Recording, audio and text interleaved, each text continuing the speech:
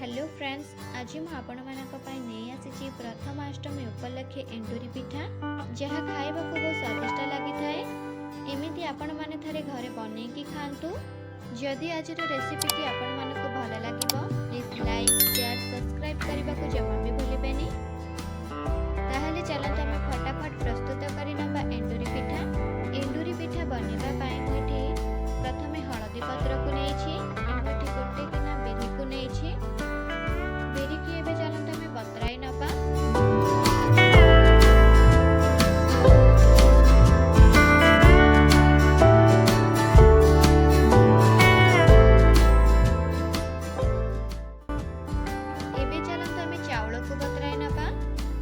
गोटे गिना बिरी रे 1.5 गिना चाउल को बतराई नउछि। बिरी आ चाउल को बतरिबा पई हम एठी 2 घंटा छाडी नबा।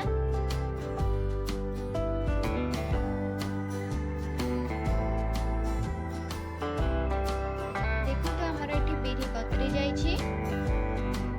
एबे चलत हम बिरी को चोपा छडाई नबा आ परिष्कार भाबरे धोई नबा।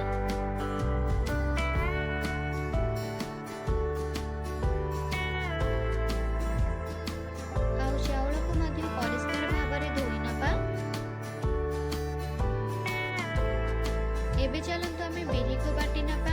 मु एठी बेरी को शिଳରେ बाटुची, आपण माने चाहिले ग्राइंडिंग ମଧ୍ୟ करि परिबे, किंतु पिठा को शिଳରେ बाटिले पिठार टेस्ट बहुत बढ़िया आसी थाए।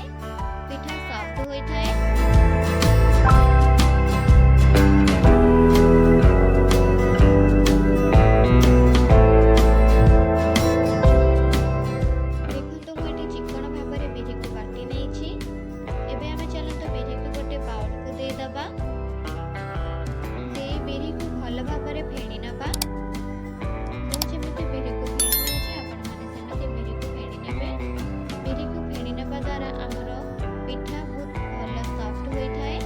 एबे चलंत हमें चाउल को बाटी नबा।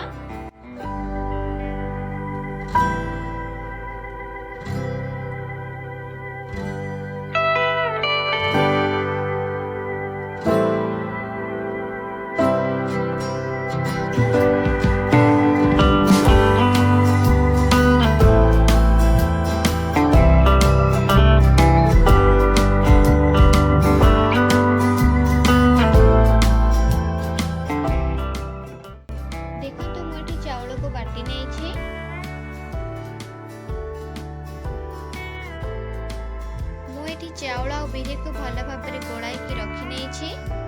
एबे हमें चलते से स्वाद अनुसार लुण को दे दबा। दे भल भाव गोलाई नबा। पिठा को एमिति एही भली रखिबे। पिठा को बेसी पतला करिबेनी, एही भली रखिबे। एबे पिठा खोलिबा पई हमें 1 घंटा घोड़ानी दे छाडी नबा। एबे चलंत हम एंडुरी पिठा पई गुड़ प्रस्तुत करिबा। मु एठी गोटे नडिया को पूरी नेछि। एबे हम सेथिरे गुड़ को दे भल भाबरे गोलाई नबा। नडिया और गुड़ को भल भाबरे मिसाई नबा। देखो तो हमर एठी नडिया और गुड़ भल भाबरे मिसी जाई छी। एबे चलंत हम सेथिरे आगुरु छेची रखिथिबा गुजराती गुंड को दे दबा। दे भल भाबरे गोलाई नबा। देखो तो हमर एठी पोड़ा प्रस्तुत होई गला। एंडुरी पिठा बनेबा पई मु एठी गोटे इडली छांच को नेछि। सेथिरे एबे हमें 2 गिना पानी को दे दबा। पानी गरम होबा पई घोड़ानी दे किछि समय छाडी नबा। सेही भितरे चलंतु हमें हळदी पत्र को छोट छोट करी काटी नबा आ सेथिरे तेल को मारी नबा।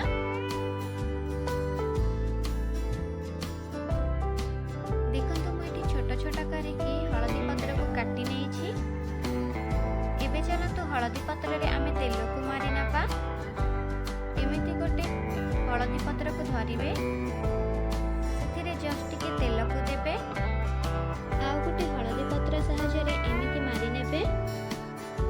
मु जेमिति मारुची सेमिति मारी नेबे तेल को।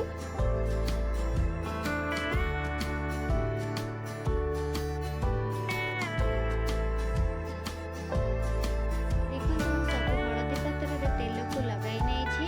एबे चलंतु देखि नबा हमर पानी ताती गलानी कि नाही। देखंतु पानी हमर एठी ताती गलानी। एबे हम इडली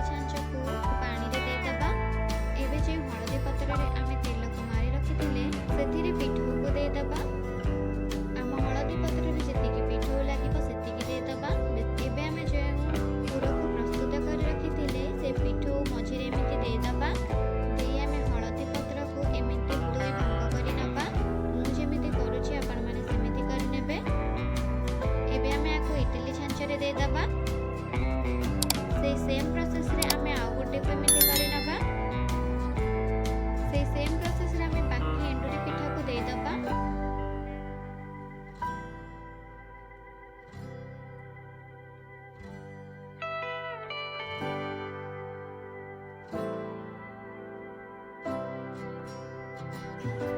ଏବେ ଆମେ ଘୋଡ଼ଣୀ ଦେଇ 10 ମିନିଟ୍ ଛାଡ଼ି ନେବା ଆମ ଏଣ୍ଡୁରି ପିଠା ସିଝିବା ପାଇଁ। ଏବେ ଚାଲନ୍ତୁ ଦେଖିନେବା ଆମର ଏଣ୍ଡୁରି ପିଠା ସିଝିଗଲାଣି କି ନାହିଁ। ଦେଖନ୍ତୁ ଆମର ଏଠି ଏଣ୍ଡୁରି ପିଠା ସିଝି ଯାଇଛି। ଏବେ ଆମେ ତାକୁ ଗୋଟେ ପ୍ଲେଟକୁ ବାହାର କରି ନେବା।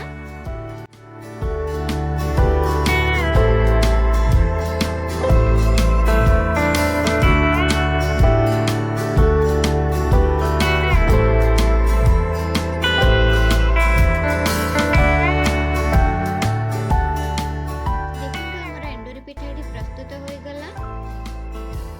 ଏବେ ଚାଲନ୍ତୁ ଆମେ ତାକୁ ଭାଙ୍ଗିକି ଦେଖି ନେବା ଆମର ଏଣ୍ଡୁରି ପିଠା କେମିତି ହୋଇଛି। ଦେଖନ୍ତୁ ଆମର ଏଣ୍ଡୁରି ପିଠା ଦେଖିବାକୁ କେତେ ସୁନ୍ଦର ଲାଗୁଛି ଆଉ ପୁର ବି ପରଫେକ୍ଟ ଭାବରେ ଲାଗିଛି। ଏମିତି ଘରେ ଥରେ ନିଶ୍ଚିନ୍ତ ବନେଇକି ଖାଆନ୍ତୁ ଆଉ କେମିତି ଲାଗିଲା ଅବଶ୍ୟ କମେଣ୍ଟ ବକ୍ସରେ ଜଣାଇବେ। ତାହେଲେ ଆଜି ପାଇଁ ସେତିକି ବନ୍ଧୁମାନେ, ପୁଣି ଦେଖା ହେବ ଅନ୍ୟ ଏକ ରେସିପିରେ। ସେଥି ପର୍ଯ୍ୟନ୍ତ ଆପଣମାନେ ଭଲରେ ଥାଆନ୍ତୁ। ଆସୁଛି ଟାଟା, ଜୟ ଜଗନ୍ନାଥ।